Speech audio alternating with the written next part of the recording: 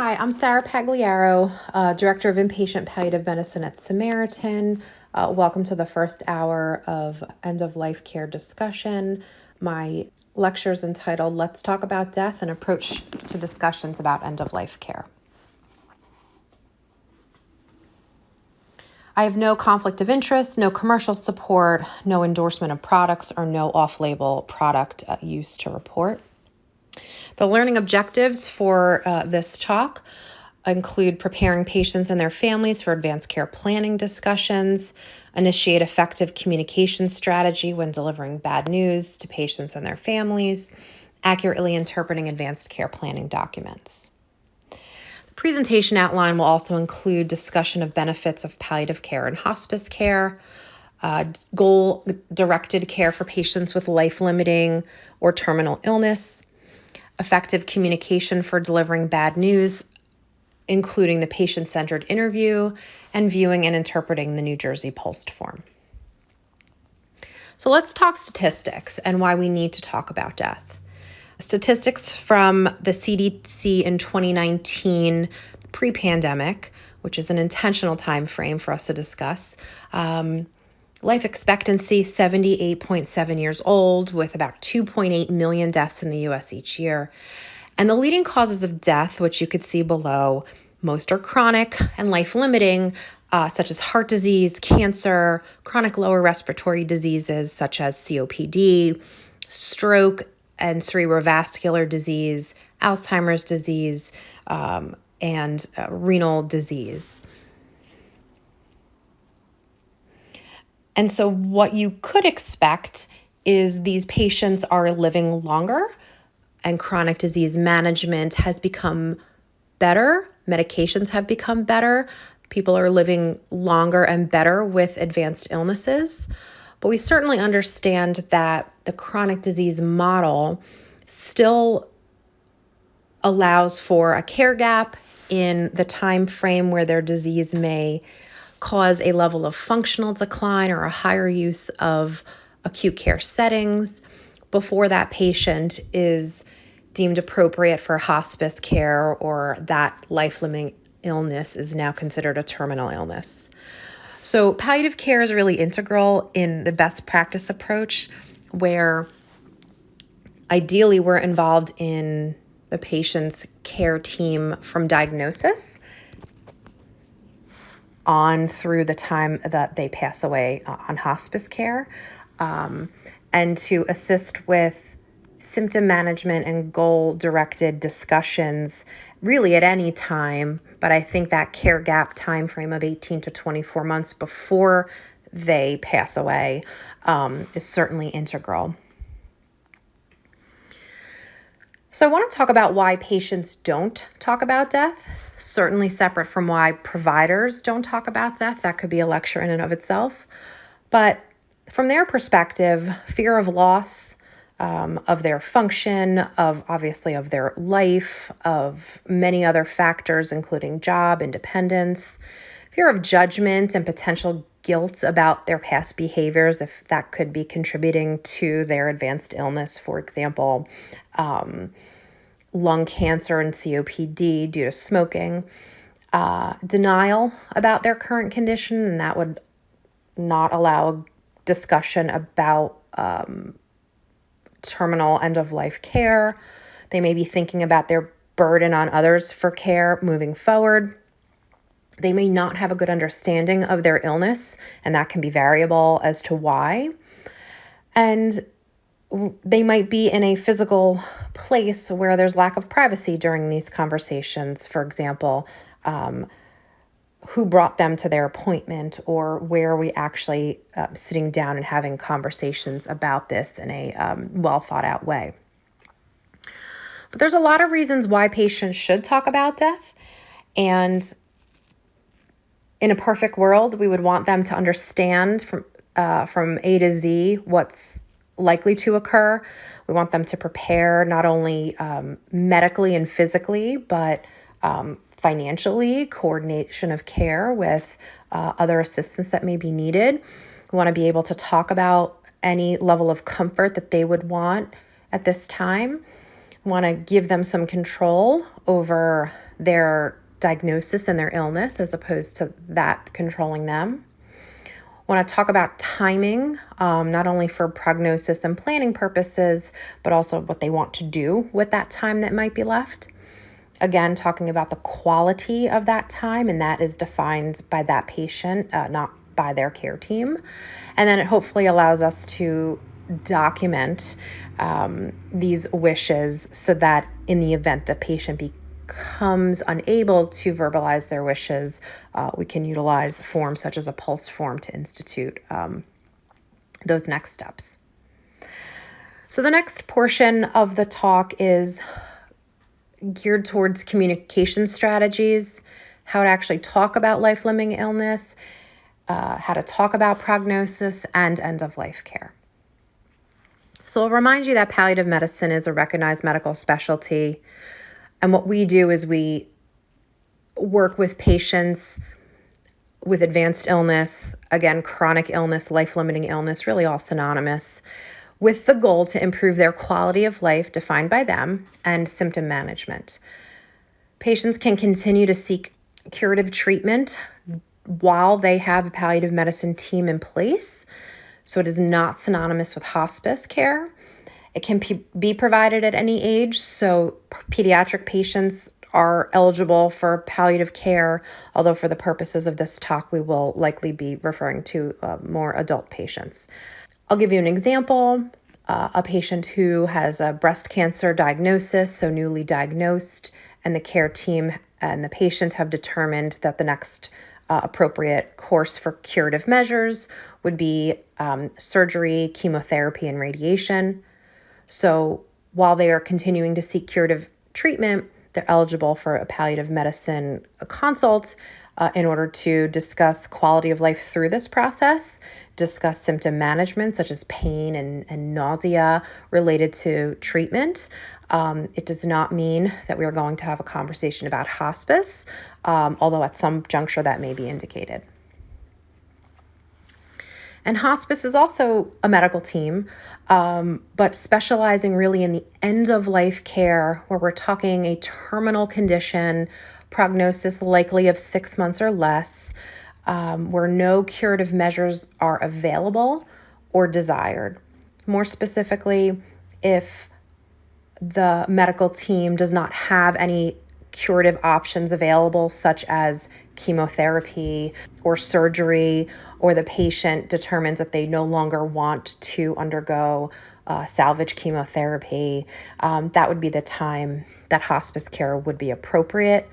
The team itself is comprised of a hospice physician, a hospice nurse, a hospice social worker, a hospice spiritual support counselor, very often home health aides in the right setting, and many hospice agencies offer other programs such as massage therapy, music therapy, pet therapy, etc. Medicare hospice benefit is an important thing to understand because typically Medicare or commercial insurances, which often mimic the hospice benefit, do allow for these services to be mostly, if not all, covered entirely by, again, Medicare or their insurance, whereas palliative medicine is typically, as a specialist would, have a copay, some other billable service to the patient's insurance company. So as a provider, if you're seeking or requesting a palliative medicine consult for one of your patients, it's probably going to be because of the following 4 reasons: either a pain or a non-pain symptom that we would need to assess and manage, assistance in conversations about difficult decisions, life-prolonging treatments. In an acute care setting, it might be something related to initiation of hemodialysis, ventilator support, feeding tubes. In a sort of subacute or outpatient setting, it may be initiating a salvage chemotherapy option versus maybe a focus on more of an end-of-life option. And hospice care, you'd be asking us to assist with general goals of care discussions, again, sometimes at the end of life, if it is a case in which a patient appears to be nearing death within hours or days or weeks.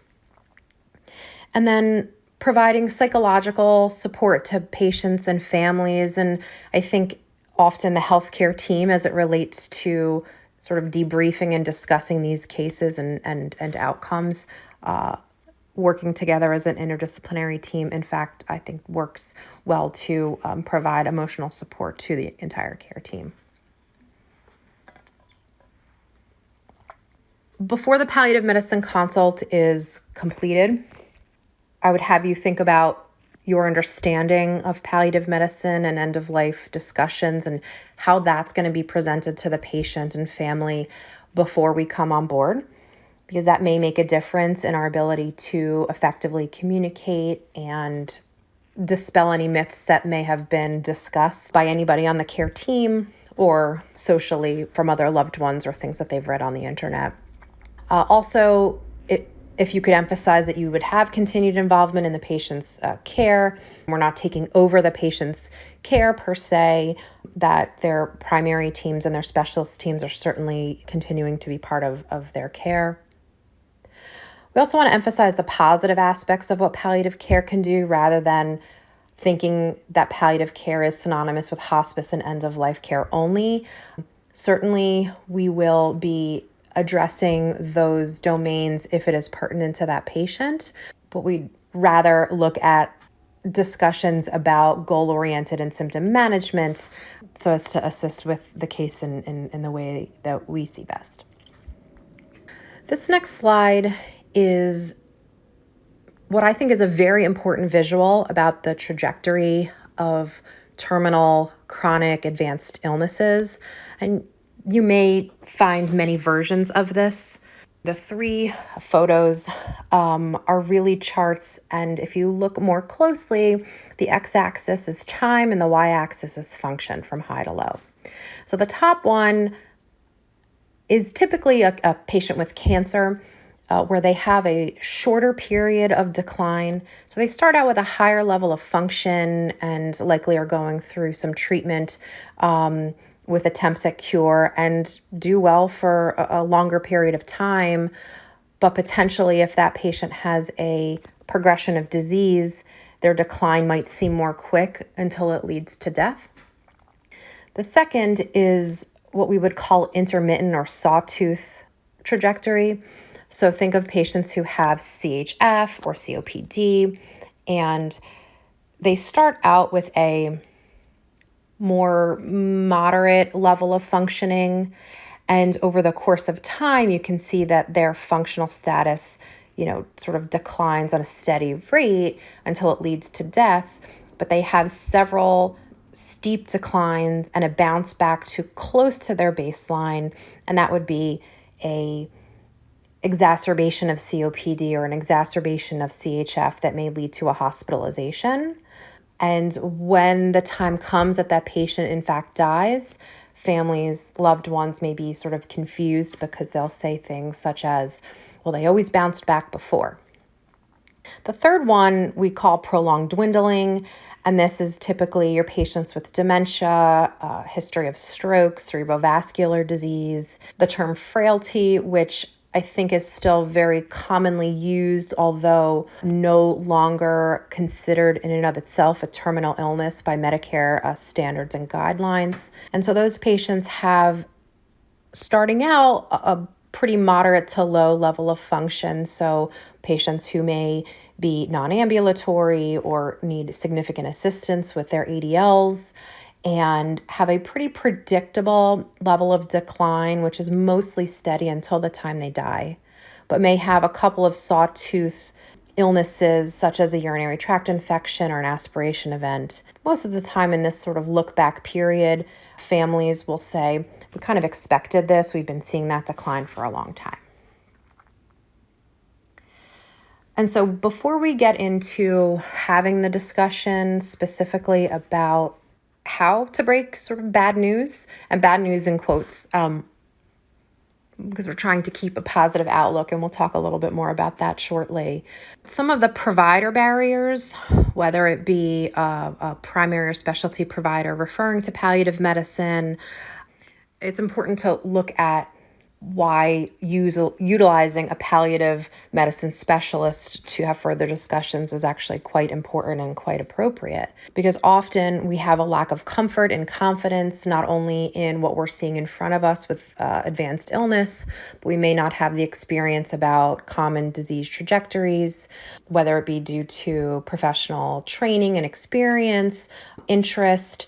Certainly there's many variables there. I want to think about cultural sensitivity also. While I know we are all striving to understand cultural sensitivity more and more, there's still many specialized components of this in the end of life process to pay attention to. We also want to think about the emotional states of ourselves as the providers, the patients, and the family. High emotions, high anxiety, high stress can certainly change how we deliver bad news. I'll turn your attention to terms you've probably learned back in medical school, which are things like transference and countertransference, and those things are very important as we communicate difficult things. And then a fear of destroying hope. So hope can be defined in so many ways. Ideally, we're looking at trying to focus on quality and positive components of further discussions without taking away hope, without adding fear in. And so when bad news is delivered, how it's delivered and when it's delivered can change how a patient views their illness pretty immediately. 90% of physicians believe it's important to have this skill, but less than 50% of them feel that they actually have proper training. So fortunately, palliative medicine specialists are widespread in New Jersey to assist with this. Patients actually prefer sort of very frank, direct, but obviously empathetic delivery of the news. And we want to have that patient maintain some level of autonomy and give them the ability to feel empowered about the next steps. They may not look at everything positively, as I might be making it sound, but when it comes down to it, allowing them to have some level of control as their chronic illness leaves them without a level of control is very important to remember. And so when we sort of plan to break the bad news, and I'll be talking more now from a palliative medicine specialist perspective, but I think any primary provider or specialty provider who is able to and needs to have this discussion, certainly looking at effective strategies and how to set up a meeting and an interview is important, and we will go through that. But we want to determine what the patient and family already know. Things that you may want to say include, tell me your understanding of your current medical condition. Try and engage those that are in the patient's room or part of their care team to also speak if it's appropriate. Also looking back at those sort of last 1 to 6 months of the patient's illness. How many hospitalizations have they had? How many care facilities have they been in? How long were they actually home in that time? What's their functional level? What is their weight loss? What are their symptoms? And thinking back to that a disease trajectory model hopefully will be helpful in discussing this further. And then once you have that information, then you want to review what the patient's current status is. You may need to fill in some gaps there. Discuss the prognosis as you're best able to at that time, and then talk about the treatment options. What are the treatment options that have been offered? Is it in line with the patient's goal of care? Have they made decisions about that yet? And then those loved ones or family members within, the meeting, what questions do they have, right? What is the plan moving forward? Make sure they really understand the prognosis, because that may, in fact, affect the plan and what the next steps are that are appropriate to meet that patient's goal. So when we think about the bad news component or terminology, I'd like you to think more about the patient-centered interview and why that's important. And we want the patient to feel valued, that they're being heard, and we want to understand how they view their illness, because that will allow us to care for them in the best way possible.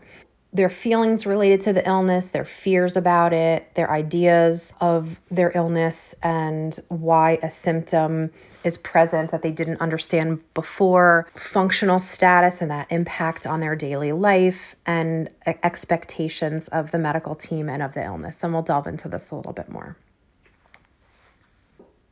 Some effective communication strategies really for a patient-centered interview is establishing the goal. Why are we meeting and what are we discussing today? Trying to adapt for those patients that may not be able to communicate either verbally or otherwise, and considering an in-person family meeting if possible, inviting other team members if applicable. For example, if a patient has COPD, then of course asking the pulmonologist to be part of that care team discussion. We want to think about an advance directive. Does the patient have one? Had they had the foresight to complete something like that? And if so, let's refer back to that, not only for good goal-oriented discussion, but whether or not we need to adjust or complement the existing document with a pulsed form, and we will discuss that during this talk. We want to give the patient and family time to process the information that we're discussing. We don't want to pressure decision-making. We don't want to give them a time frame to say you need to make a decision by 3 p.m. today, unless, of course, we're looking at really an acute medical issue in an intensive care unit. And even though the essence of making a decision in a timely manner is appropriate, if they feel rushed or forced, it may come across as more difficult for the care team moving forward. And then as we're having these discussions, we really want to talk about reasonable options and medical interventions that are available. Patients and families, as I'm sure you've experienced, will look up things on the internet, will talk with other ones whose loved one's cousin's brother may have had something similar. And so we want to just make sure that we're looking at something patient-specific and that what the interventions are that are being offered and that are appropriate for this case. As best as possible, avoid using medical terminology. Oftentimes we're looking at a 5th grade reading level or so. Certainly if that patient or loved ones either work in the healthcare setting or have a higher health literacy, we can determine that during the meeting. We want to avoid providing personal examples. While it seems like it may be empathetic, in fact, it's not viewed well by patients and families. So I would certainly caution you on this. And if they ask you about that, I would still caution you on giving many details of maybe a situation that you had in your personal life. I think that the overlaps in terms of professionalism and separation with emotions really needs to be looked at internally. With that, avoid allowing your personal feelings to interfere with the goal. So something you may think would be the most appropriate next step may not be, based again on the goal. We want to allow time for questions and plan for a follow-up. We want to document discussions in the medical record in some fashion, which is either in their chart and or via, a pulsed form or other sort of advanced care planning. We want to take the time to listen, and we don't want to rush the process unless it needs to be rushed. And there is a savvy, way to sort of do that, again, as I said earlier, in an acute care setting. But it is important for them to feel like they are heard and have time to discuss amongst themselves or privately as a family or team. And then more details in the patient-centered interview and some potential questions or comments that you may make to assist in this, or things that we will do during a palliative care consult. We discuss feelings, fears. What are you most concerned about? Do you have any specific fears or worries right now that I can assist with? Sometimes you have those fears and keep them to themselves and don't tell their doctor or healthcare team. So that may open up some more conversation. Discussing the ideas and explanations about a particular symptom or illness. For example, a 75-year-old male who has prostate cancer that's metastasized to the pelvis, but really he's just had this nagging hip pain that he thought was because he, was working in his garden too hard. What do you think might be going on? What do you think this pain means? Do you have ideas about what's caused this illness, sort of as we're talking more about the prognosis and what the next steps are? I want to discuss functioning, right? So the impact that the illness or symptoms have had on the daily life of this patient. So day-to-day things, what have you had to give up because of your illness? What goals do you have, and has your illness affected your goals? Does it affect important people in your life? Discussing expectations of the medical team and of the illness. And realistically, as I mentioned earlier, what do you expect or hope I can do for you today? Do you have expectations about how the medical team can help you? What will you hope that this treatment will do for you if we're, making decisions about, for example, on that patient with prostate cancer with mets to the pelvis, radiation for symptom management? What are your expectations about what happen with this illness? So in all of these ways stated above, really allows for some good goal-oriented discussions so that the patients and loved ones, family, etc., feel that they're heard and know that they have a team sort of on their side to continue to advocate for them as their care and disease moves forward. So in discussing end-of-life care specifically, an end-of-life care could be described as comfort care, for example, in an acute care setting, where we might be transitioning to withdrawal of life support, comfort-based care. It may be in a care facility or in home, or even an acute care setting where we're talking about transitioning to hospice care specifically, whether that be home hospice or inpatient hospice. And the term "there's nothing more we can do" is a term I hope that you take out of your vocabulary. Avoiding it is actually very important. And the reason it is important is because when somebody hears that, immediately it changes their view of the healthcare model. They feel abandoned. They can feel lonely because they feel like the care team that they've had in place for 15 years to help manage their COPD or CHF now doesn't care about them anymore. They may be very worried about dying of pain or other symptoms that we may not control. They are thinking about all the medications that they've been on to control and keep them alive. So we want to think about the things we can do. There's always something we can do, right? And in discussing what we can do in this setting of real, true end-of-life care, again, where we're looking at a terminal condition or set of conditions with a prognosis that may be more imminent, it may be 6 months or somewhere in that time frame, we want to summarize that patient's goals and hopefully have had an opportunity to discuss that reasonably prior to this meeting, introduce next steps, and probably talk about hospice care. And hospice means a lot of different things to a lot of different people. There's very commonly misconceptions and myths related to hospice, not only the program, but the time that somebody has been on the program, somebody's experience personally or with other loved ones, even professionally. People don't necessarily understand, some of the changes and all that hospice can provide. And then, of course, misconceptions about medications such as morphine and end of life. So instead of looking at the term, we'll look at it as a program, as we mentioned earlier, right? So if we're helping the patient and their family achieve the goals that we've discussed, and it seems in line with what hospice can provide, then that would be an appropriate referral to a hospice program. If you, as a provider, feel less versed in discussing the ins and outs of hospice, go ahead and refer to the hospice program. There's so many people, not only on the phone, but in person, that could meet with the patient and family or other healthcare decision makers in order to give them information and make them feel empowered to make those decisions and next steps.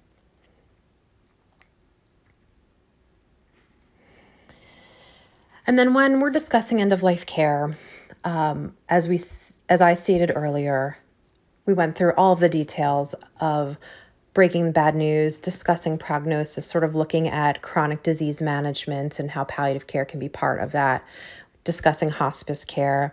But I think in the end, we really want to have our patients and their loved ones know that we really do care, right?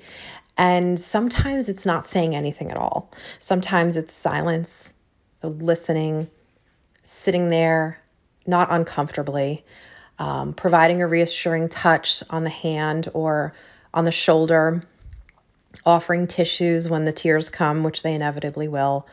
So thinking about this component, I think, is probably just as profound of a response as any of those verbal communication strategies that we discussed. And then as a palliative provider, I'm going to close the gap with the referring providers and care team, both in the inpatient hospital setting, facility, outpatient setting, because we know, obviously, as we stated, that effective communication is appropriate. And post-consult, the medical team is awaiting results, right? They want to know what the patient and family want to do. What is the next step? How can we move forward, right? So we are still thinking about a timeline here and making decisions. And as I stated earlier, we may not tie this up in a nice, neat little bow by the end of the initial consult and meeting with the patient or family. We have to expect that they may not be able to make quick decisions. There may be many factors that are going to influence decisions. Being very appropriate about the timeliness of decisions and what waiting longer time may do to implicate the next steps, and avoiding, our personal emotions about the case and the time frame, and really sort of listening and understanding what that patient and family need now.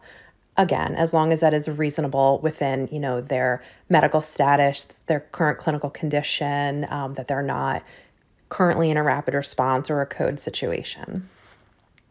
Next, I'd like to discuss cultural considerations in end-of-life care. So what is culture? It's shared beliefs, values, and practices of that patient.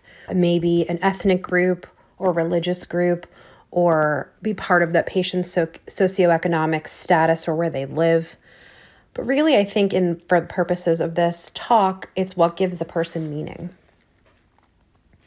And so while cultural diversity in healthcare, again, is probably a course in and of itself, in relation to end-of-life discussions, advanced illness, chronic illness, some cultures look at discussion of serious illness and death as disrespectful or impolite, and that it could provoke depression or anxiety in the patient, especially if you're speaking directly to the patient or within earshot of the patient.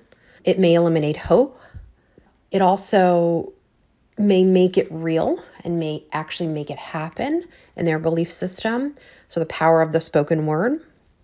Different cultures look at different goals for how to address symptoms. Some cultures look at pain as an appropriate symptom to have, compared to others that may want maximum pain control, for example. And sometimes cultural beliefs contradict what healthcare providers believe are best.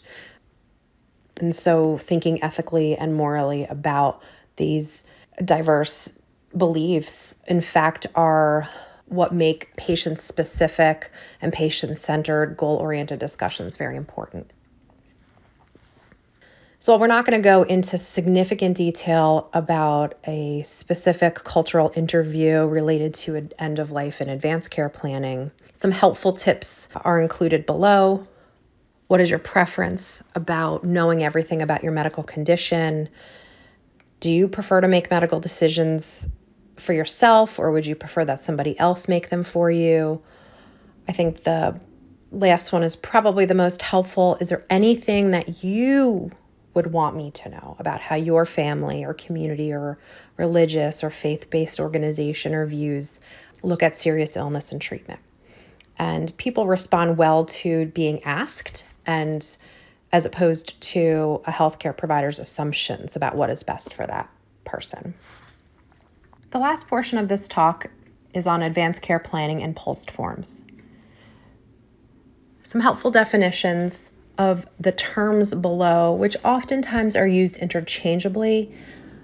And for purposes of this talk, we may use things interchangeably, but really the two categories are related to either documents or about the person designated on the documents to make decisions. So an advance directive, a living will, a durable power of attorney, usually for healthcare, formalized and legal documents authorized by individual states that allow patients to continue their personal autonomy if they should become incapacitated, right? So those are the documents that exist. The medical power of attorney sometimes will document the MPOA, a healthcare proxy, a healthcare surrogate. Those are the people, the designated person or persons to make treatment decisions for that incapacitated person. And so while advance directives exist and continue to exist and certainly have their own functions, there are some limitations. In terminal conditions, less than 50% of patients with those conditions actually have an advance directive in their medical record. And those that do, only 12% of those patients have had input from their primary medical provider related to goal-oriented discussions, requests on that document for healthcare decision-making. Approximately 25% of those primary providers are aware that the patient may have these documents, but they didn't adjust the chart to reflect that, obtain the documentation, and upload it into the chart. And certainly those at the onset are limitations in of itself. But advance directives only assist with real end-of-life decisions and discussions in less than half the time. So if a patient becomes incapacitated or they're actively dying, that's when the advance directive takes effect. But unfortunately, the language in these common advance directive documents are too general. There's not necessarily a clear decision path. It gives the designated medical power of attorney or proxy ability to interpret the patient's condition and make decisions appropriately. Unfortunately, oftentimes we find that the healthcare proxy did not know they were a healthcare proxy for this patient, so they've never had a discussion about the document or that person's wishes. And if the patient documented in some fashion that they did not want CPR, for example, it doesn't translate directly into a DNR order in a healthcare setting. So oftentimes we'll find that a patient might receive life-sustaining treatment, so actual CPR, regardless of their desire to not have that, until we can interpret and obtain the advance directive, communicate with the proxy. So the PULSed form actually became a solution. And in New Jersey, we've been using PULSed form successfully for the last several years. And really what it is a structured provider discussion that allows documentation during the discussion. We'll get into the form and format soon, but what it does is it defines the patient's preferences for treatment at end of life. It will apply the patient's wishes to actual medical circumstances discussed with the provider completing the form. It allows you to have the form in front of you, go through it, complete it, sign it, and it's active thereafter. And hopefully and fortunately, we have the opportunity to update the document and the patient's preferences as their health status changes or their medical wishes may change. So the PULSed form, which is the practitioner order for life-sustaining treatment, is considered a medical order. So if I have a PULSed form with me and I cannot speak, that is considered a medical order no matter where I am in a healthcare setting. We'll talk about how and why that's helpful. It is the details about the patient's end-of-life goals related to specific requests related to feeding, resuscitation, care within a healthcare setting, in writing without any question. It's completed by a physician or an advanced practitioner, so a nurse practitioner and a PA can also complete it. And then it'll follow the patient through the healthcare system, and it has to be honored in all settings. It is a legal document. It's appropriate for patients who may lose their decision-making capacity within a year. There are some limitations in doing a form earlier than that, such as somebody who is a healthy Sprite person with no chronic disease. So considering somebody who fits some of the criteria that we mentioned earlier in this talk, who has a chronic, life-limiting, potentially terminal condition, would be the appropriate person to complete this form. So it does not replace an advance directive. It does not replace a medical power of attorney, technically, but it is meant to complement a document if that document exists. But if a document such as an advance directive exists, for example, made in 2020, and the PULSed form was completed in 2022, the PULSed form is considered a new and valid document that can overrule and override any previous instructions if there is a conflict. If a PULSed form is then done in 2023 after the patient's condition changed, any previous PULSed forms that were completed, for example, the one in 2022, is now invalid. In order for the form to be valid, the entire form has to be completed. That is sometimes up for discussion, but in fact, it at least needs to be signed and dated by the patients or their surrogate and by the provider, and completed at the time of the discussion, as opposed to leaving the form with somebody to complete on their own. Please recall that the goal is to have an accurate and factual discussion about the patient's conditions and goals, discuss the actual circumstances that may occur if they choose one or the other interventions. It's meant to be a fluid discussion and allow for proper documentation and ease of use. So the next section actually is the form, the front and the back. For access to this form for the state of New Jersey, the website is listed here in the presentation and can provide you with the most updated version of the form. Oftentimes you may see it looking green in color. If it is a white paper, it is still considered valid. It does not have to be. So fortunately, when you're completing the PULSed, the second page is directions for the healthcare professional completing it. We'll go through as much detail as we can for the remainder of the talk. There are many websites, including the nj.gov page, that leads you to more specific information about the form itself, about how it was made and why it was made, if you're interested in reviewing that. At the very top, HIPAA permits disclosure of PULSed to all other healthcare professionals as necessary, which hopefully is helpful over different care settings. The top portion is demographics, the person's name, date of birth, and their address. And section A is a spot to write generic goals of care statement. This is not technically considered a medical order, but it allows for further conversation related to that patient's medical condition and allows for more detailed discussion related to that goal as you move forward in the form. Some examples could be a better quality of life, to live without pain, to attend my grandson's college graduation.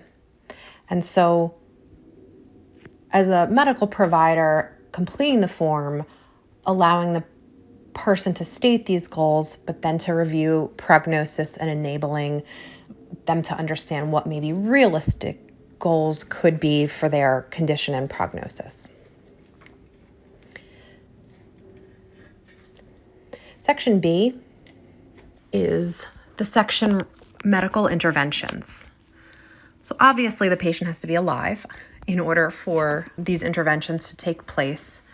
But more specifically, it goes into 3 separate levels of treatment, which may be different than levels of care and treatment that you've experienced in a hospital or care facility. So I think self-explanatory is full treatment, And if the patient chooses that, and that patient is in a healthcare setting, we're going to use all appropriate medical and surgical interventions to support their life. If they're in a nursing facility, they may need to be transferred to the hospital. But we're looking at ICU level of care. We're looking at potential, surgery for, an acute, potentially reversible condition. Very likely in this case, ventilator support or vasopressor support. Not always. The second section, limited treatment, is when a patient may wish for some level of attempt at a reversible cause of their current condition, but no ICU level of care, generally no surgery, generally no hemodialysis, so antibiotics, IV fluids, non-invasive positive pressure for airway management. And symptom treatment only is really considered your comfort treatment only. Pain relief, relief of suffering, and any other symptoms that we can describe using medication. Of course, attention to position and wound care and other types of measures.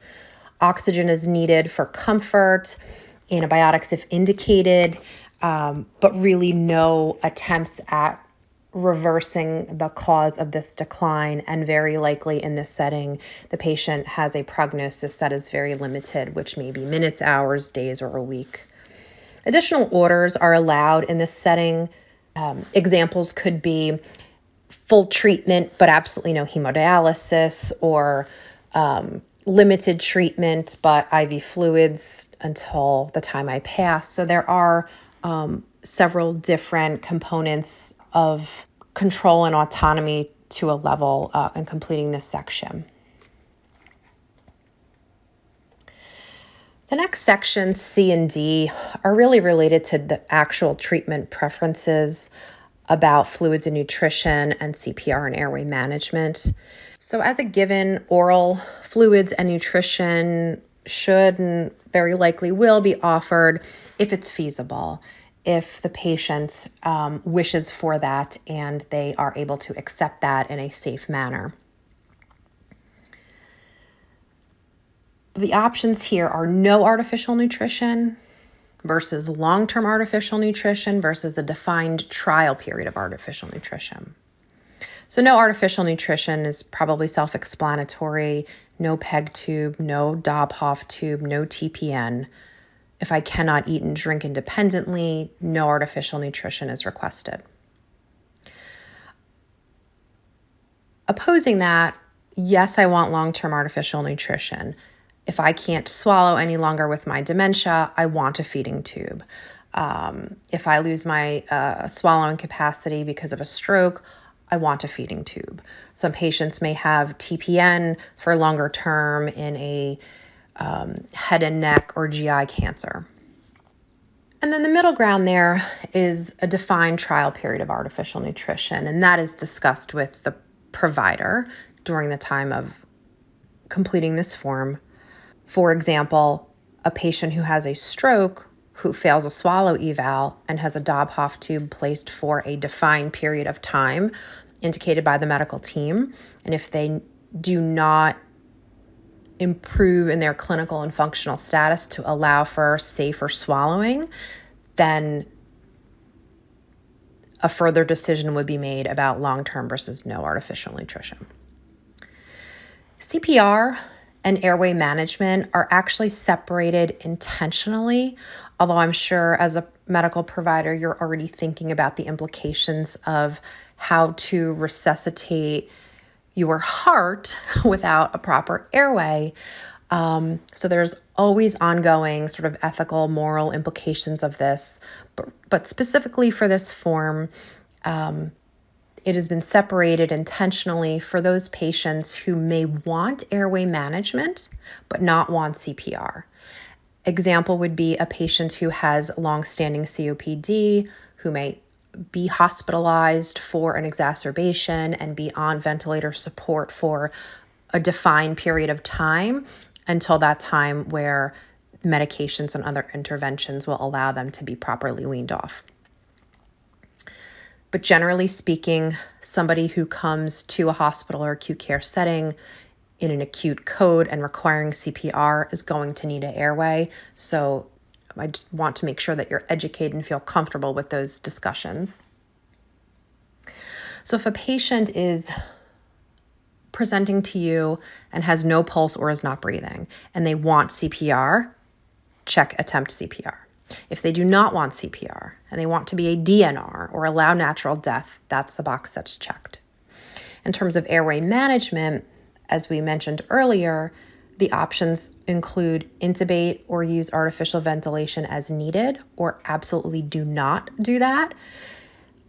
If there is an additional order, as I mentioned, such as a defined period of time, that can be checked. But please be aware that many institutions in New Jersey and Pennsylvania, in my experience, are looking at this more specifically and may have other details related to code status ordering within their institution. So please check that. And then lastly, surrogate and signatures. So Section E allows for authorization of a surrogate decision maker, either listed below or listed in an advance directive, to modify or revoke the orders above, consulting, of course, with the treating providers and in keeping with the goals. So the answer is yes or no. So what we're asking is, are you allowing the surrogate decision maker to adjust these orders based on your clinical condition and what they know best about you? If the answer is yes, check it. If the answer is no, that's okay too. Because a surrogate decision maker may be somebody that is in place with intention, but may not necessarily have the same goal as the patient in an end-of-life process. For example, a patient who may have any advanced illness, but their child, who is their medical decision maker, has not yet come to the realization that the advanced illness is going to be the thing that causes the patient to pass away, and wants the patient to continue with life-sustaining measures and stay alive at all costs.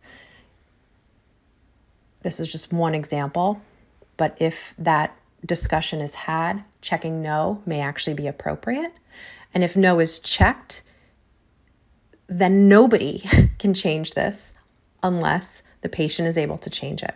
I will caution you on this because there may be ethical and legal implications to this if the patient in fact wants all measures done, full treatment, full code, long-term artificial nutrition, and yet with their disease progression or their clinical condition being held to a document that way may not allow for the best outcome for that patient, both legally, ethically, morally, medically, logistically, etc. Hence why completing this form appropriately, with intention, with time built in, with reasonable discussion makes sense, and revisiting this form as often as it makes sense with a change in condition actually does allow for less confusion when this document needs to be interpreted. Additionally, executing a new form may need to occur if the patient had made medical wishes in this pulsed form and then was unable to participate in goal-oriented discussions or has become incapacitated. If a patient who had the pulsed form completed in 2022 wanted limited treatment and full code and long-term artificial nutrition, but that patient then had a stroke and was unable to make decisions about their health care, and the medical team felt that potentially in line with goals of comfort and quality of life, this may need to be updated and addressed If the patient allows for their surrogate decision maker to modify the PULSE form, then you as the provider can do a new PULSE form in 2023 after the stroke in keeping line with what the patient's condition and goals are now. So if you notice in the next portion that signatures don't have to be the patient, it can be the healthcare representative, as we said, the proxy, the medical power of attorney, the guardian, right? So there's a lot of overlapping definitions. The spouse, which technically would be a legal next of kin, a parent or another surrogate, or a child, can sign and initiate a new form which is in line with that patient's wishes. Signatures, of course, are required both for the patient or other named below and the provider completing the form at the time it's completed, not only with their signature printed, name and signed, but date, time, phone number, and license number. And if you know if the patient has made an anatomical gift, even on their New Jersey license, please, check that. That may assist if needed.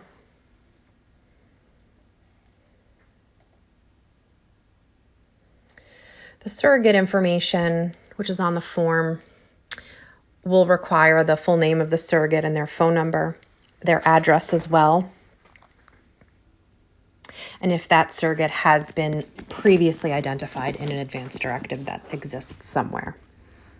So key takeaways, talking about death can make a difference in how people view dying and cope with illness. Effective communication is accomplished by being frank, open, and culturally humble. Seeking goal concordant care through open-ended questions about feelings, ideas, function, and expectations is important. A PULSE form may provide clear information about patient preferences if completed correctly, and it's a valid medical order across all care settings and across all states, even if that state does not utilize PULSE forms or a version of that. I appreciate your time and attention. Listed below are my references. Thank you.